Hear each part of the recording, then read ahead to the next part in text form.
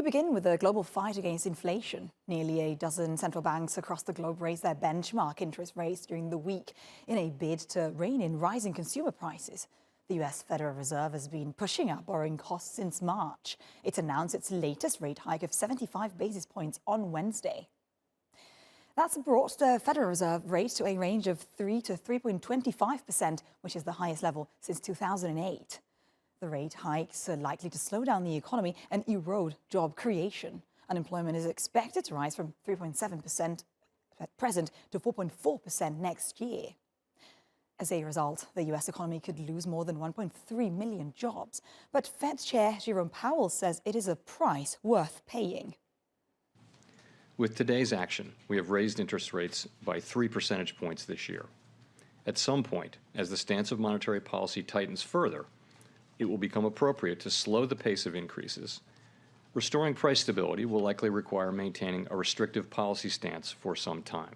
The historical record cautions strongly against prematurely loosening policy. The FOMC is strongly resolved to bring inflation down to 2%, and we will keep at it until the job is done. Besides high inflation, other central banks also have to contend with rising demand for US dollars. To do that, the Bank of England raised its interest rates to 2.25%, the European Central Bank to 0.75%, and the Swiss Central Bank enacted its biggest ever hike to its key rate. In Asia, Indonesia's central bank hiked rates by 50 basis points, while Vietnam and the Philippines also hiked their rates. Japan did not raise rates, but intervened to support the yen for the first time since 1998, seeking to stem a 20% decline against the dollar this year amid a widening policy divergence with the US. For some banks, the latest rate hikes meant exiting an era of negative rates. The Swiss central bank is an example. We are countering the renewed increase in inflationary pressure and making it more difficult for inflation to spread to goods and services that have so far been less affected by it. It cannot be ruled out that further rate hikes will be necessary to ensure price stability over the medium term. For more on this now, let's bring in Mario Unali. He is Senior Portfolio Manager at London-based hedge fund Kairos Investment Management, and Amine Nedjai, CEO at Alpha Blue Ocean, a credit investor that provides financing for growth companies. Many thanks for joining us today. So, Mario, I'm going to start with you because in the last press conference, Chairman Jerome Powell said with respect to controlling inflation that I wish there were a less painful way to do that, but there isn't. What sort of pain do you expect ahead? Yeah, unfortunately, there is no quick fix to this issue. Keep in mind, we're facing two very different types of inflation around the world. I see a European type and a US type. In the US, we're seeing quite a lot of demand-driven inflation, a healthy job market and a healthy consumer, whereas the situation in Europe is actually quite different. We get an exogenous issue coming from the Russia-Ukraine conflict. And so the market is actually discounting more pain to come. We have to be very careful position-wise because, from here to the end of the year, we could see a short-term rally, and that could be actually, a window of opportunity for investors to, make up some of the losses we have seen from the beginning of the year. Having said that, I think, the market will stay volatile. There will be more pain to come, and then at some point we will have to see a catalyst before repositioning the portfolios in a more bullish way. Interesting, Mario, potential short-term rally there in equities for the next few months. And I mean, first of all, do you agree? And what sort of pain do you expect in bond markets? Yes, I do agree. I think that the situation is going to be very difficult. And let's not forget that Jerome Powell did say that they want the situation to be tighter for longer. So they're not going to repeat a mistake they made in the late 70s, early 80s, where they they reduced interest rates very early. Here we have the Fed fund rates pricing in 4.5% for most of 2023. So it seems that everyone is confident in the central bank to keeping the interest rates very high. So obviously what we're seeing now is with high yields, we're seeing credit spreads widening, which is making it very hard for companies to raise capital in this market. Not only in the credit space, but most importantly also in the equity space. We're seeing only $7 billion worth of IPOs have been done in the US to date in comparison to the same period last year. which was around $150 billion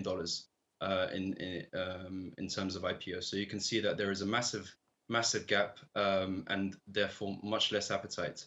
And so with the high spreads, we're expecting to see spreads stay higher for longer and probably be even higher now. Interesting on the high yields front. Mario, I wonder, the market is starting to price in cuts relatively early in 2023. Do you agree with this assessment? I mean, is it realistic in a way to say that essentially rates will stay at peak level for such a short period of time? Is that a possibility? Yeah, again, I mean, once again, depends on how effective today's policy is. I think there is a point between monetary and fiscal policy that needs to be analyzed and understood by markets and investors. You get tightening on the monetary policy front, and that's happening pretty much around the world with just a few exceptions. But on the fiscal front, governments are actually going in the opposite direction, and that makes a lot of sense when it comes to stimulating and helping out the economy and the people. But at the same time, you're basically making the issue a little bit deeper. You're making the inflation phenomenon more entrenched in the economies, and so it will likely take a little bit longer to get out of this, just because of the direction that the governments are taking. So I think the assumption that everything is going to be all right, it's quite it's quite likely in the US because of the nature of inflation once again. But I see a soft landing being more likely in the US rather than in Europe.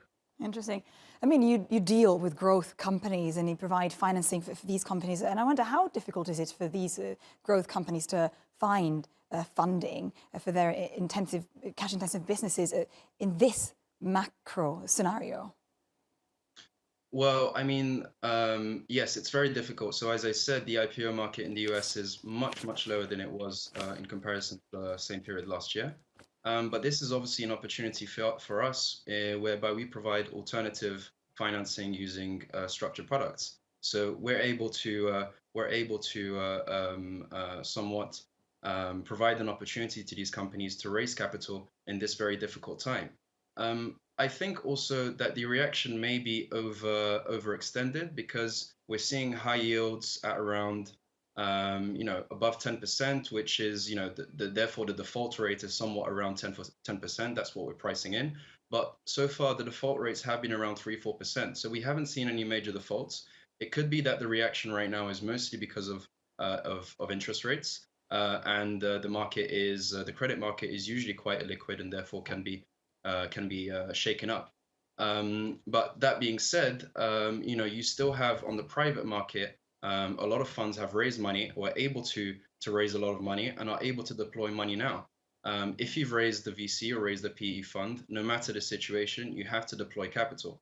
So I think for some, there are very interesting deals and the opportunities are ripe at the moment.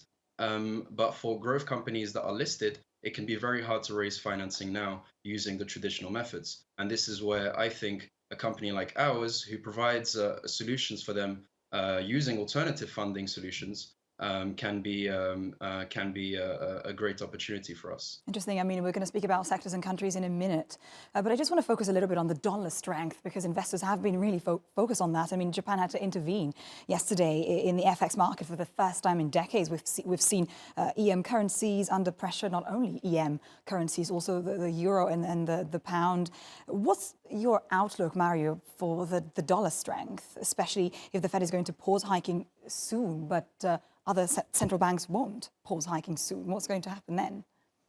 Yeah, I think the repositioning of the fund management industry towards the dollar trade has been massive. Now, this trade is definitely more mature than it used to be 6 months ago or 1 year ago. So we're getting to extreme levels.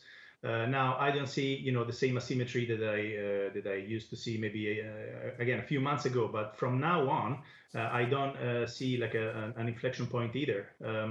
That's why we talk about the dollar smile. If things go very well in the US economy, the dollar strengthens because of the economic performance. But if, things go very badly and there is a recession, the dollar strengthens once again because of its characteristics of safe haven. So, this is a structural positioning that, in my opinion, is not going to be reversed anytime soon. Now, the degree to which this is going to happen is obviously related to what happens on the monetary policy front. The differential in interest rates is here to stay, so there will be a degree of carry trades and positioning, a strong positioning on the dollar anyway, despite everything that could happen from a positive perspective in Europe and in other areas. Now, there are some specific situations, like for example the UK, where a bullish positioning on the dollar still makes sense, but that's very much idiosyncratic, and it just makes sense because of the specific events that we are witnessing now.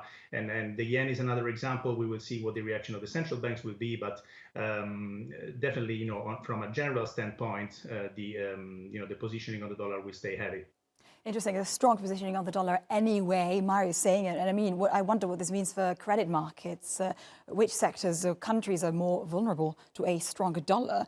And at the same time, what sort of opportunities can be found?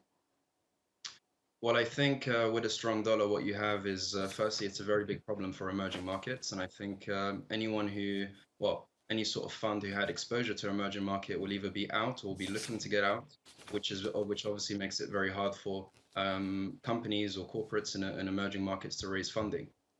One thing to remember though is that a lot of the credit in emerging market nowadays is funded using local currency, which means that they are somewhat protected and can be and therefore don't suffer the same volatility from euro-dollar bonds.